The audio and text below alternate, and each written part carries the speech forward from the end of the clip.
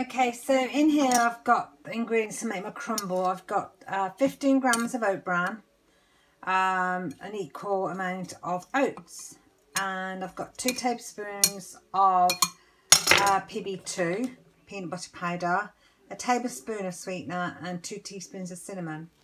Now I've just weighed out some Flora light. I'm going to melt that, then add it into this mixture.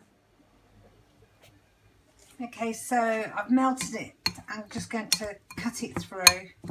I want it to go into little clumps, so that's what I'm going to concentrate on, because I'm making some sort of a crumble. So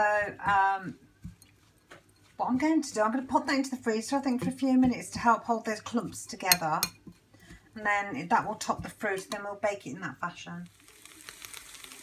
So this is the fruit to go my crumble. I've got some cranberries left in the freezer and a pink lady eating apple, cinnamon, and I've used some sugar-free vanilla syrup to sweeten it and flavour it. And that's just cooking down. There's splash of lemon juice in it. I should have already said that. I'm going to soften that and turn the heat down a little bit, and then that will be the base of my fruit crumble. Very pretty. Okay, so the oats and oat bran mix has been in the freezer for about 2 hours. My freezer's not freezing very well at the moment, but it's hard enough what I want. So the fruit's in the dish there, and I'm just going to sprinkle this over the top. And as you can see, it stayed in clumps, which is what I want to create the sort of texture I'm interested in with this mock crumble. So there it is.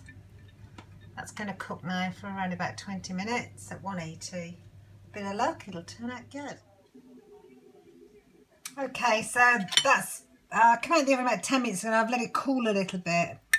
And these chunks are really crunchy on top. So I'm just going to dish it up onto my plate. But just absolutely gorgeous. And I like the crunch on top. Yummy. So I'm quite happy with that. And it smells absolutely amazing.